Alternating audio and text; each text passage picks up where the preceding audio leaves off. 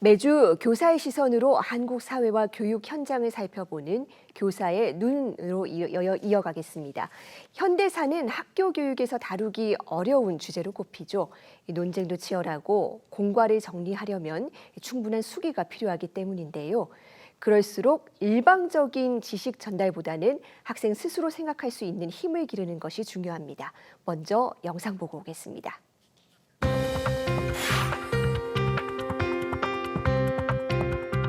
시대를 막론하고 군사력과 통제 수단을 독점했기 때문에 역사적으로 본질이 같다고 생각합니다.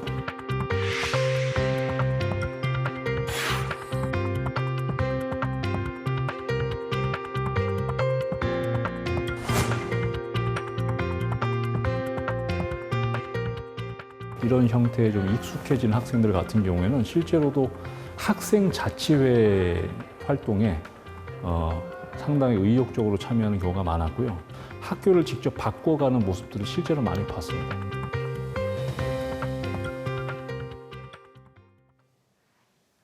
네, 토론식 역사 수업에 대해서 다양한 집필 활동을 하고 있는 경기 수의고 이동욱 선생님과 자세한 이야기 나누어 보겠습니다. 선생님 어서 오세요. 네, 안녕하세요. 네, 이 10년 넘게 역사 수업을 학생들이 주도하는 토론 방식으로 진행하신다고 들었습니다. 네. 이게 어떤 수업인가요? 네, 학생 주도로 이제 진행하며 경쟁이 아닌 경청에 초점을 두는 논쟁과 토론은 서로의 생각을 더욱 깊게 넓게 만들어줍니다. 따라서 자기주도적인 학습 역량, 협력적 소통 역량과 같은 능력들을 고르게 길러준다는 점에서 역량 중심 평가에 최적화된 교수학습 방식이라고 생각합니다.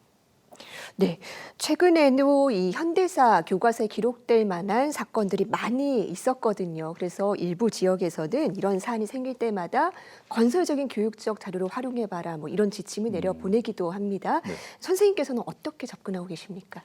예, 저는 학생들이 과거와 현재를 비교하면서 역사적 통찰력을 기를 수 있는 질문을 중심으로 진행하는 편인데요. 예를 들면 이제 고등학교 한국사 과목의 경우 자주 등장하는 단어가 국가입니다. 그래서 토론 주제를 역사적으로 국가의 본질은 무엇인가로 정하고 진행했습니다. 학생들은 고조선부터 오늘날 대한민국에 이르기까지 다양한 국가들 다루면서 국가의 본질이 무엇이고 그 변화성은 어떠했는지 조사하면서 주장과 근거를 조직했고요. 자연스럽게 오늘날 우리 사회 현안이라고 할 수 있는 대통령 탄핵 부분에 대해서도 관심을 기울이는 모습을 보여주었습니다. 네, 그런데 아무래도 현재 진행형 이야기이다 보니까 뭐 예민하기도 하고요. 학생들 반응도 굉장히 뜨거울 것 같은데요. 어떻습니까? 맞습니다. 네.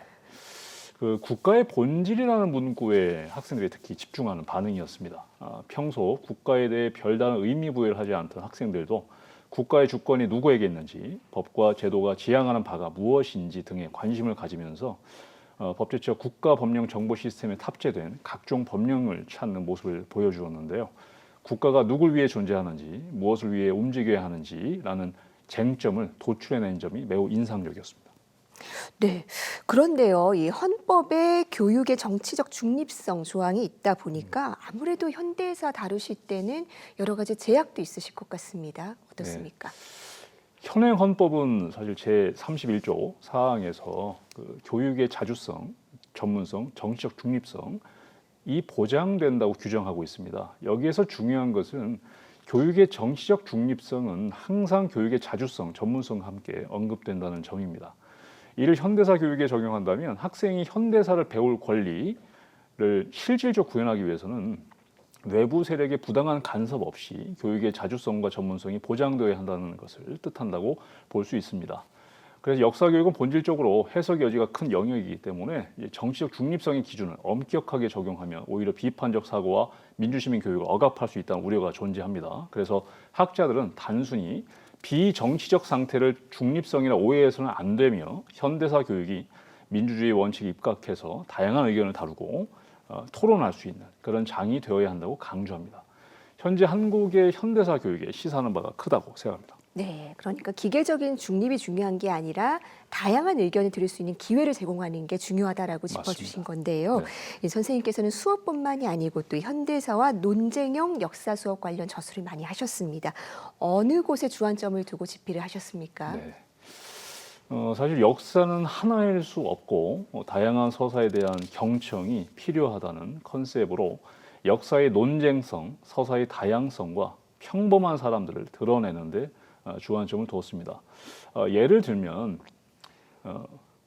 오늘날 한국 사회에 적용되는 헌법을 탄생시킨 1987년 6월 민주항쟁의 경우 이른바 지방의 시선을 복원하는 데 중점을 뒀습니다. 6월 민주항쟁은 5개월이 넘는 기간에 걸쳐서 전국 각 지역, 충청, 전라, 경상, 제주 등등의 각 지역에서 전개된 민주화 운동입니다. 그럼에도 기존에는 서울 지역 대학생들의 독재 반대 투쟁을 중심으로 서사가 구성되는 경향이 컸습니다.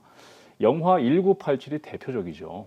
이에 전국 각 지역, 특히 제주, 광주, 강원도 등등 각 지역에서 당시 상황을 어떻게 인식하고 있었고 어떤 특징을 보였는지 살펴볼 수 있는 기회를 제공하는 데 초점을 맞췄습니다. 네, 여러 가지 제약이 있기는 하지만 또 민주주의 사회에서 현대사 교육을 안 할 수는 없죠. 정말 필수적인 교육인데 어떤 이유 때문이라고 보십니까? 네, 한국 현대사에서 전쟁과 독재의 경험, 분단과 냉전 체제의 유산은 여전히 현재 삶에 영향을 미치는 중요한 조건입니다. 제주 4.3과 한국전쟁, 4.19, 5.16, 유신체제, 5.18, 6월 민주항쟁, 외환위기 등은 여전히 우리 시민들의 삶을 구성합니다. 현대사 수업은 학생들의 이에 대해 깊이 있게 성찰할 수 있는 기회를 제공하고 평화와 민주주의에 대해 숙고할 수 있게 해줍니다. 또한 한국의 현대사는 아직 정리되지 않은 역사라는 인식이 강합니다. 민주주의가 성숙한 나라일수록 삶의 현장에서 논쟁이 되는 지점들을 교실에서 숨기지 않고 그대로 드러냄으로써 학생들이 다양한 관점들을 살피고 사실에 기반해서 논거들을 판단하게 합니다. 교육 철학자 네일 나딩스는 민주주의 사회에서 시민들은 효과적으로 소통할 수 있어야 하고 이런 능력은 공교육 현장인 학교에서 길러져야 한다고 강조했습니다.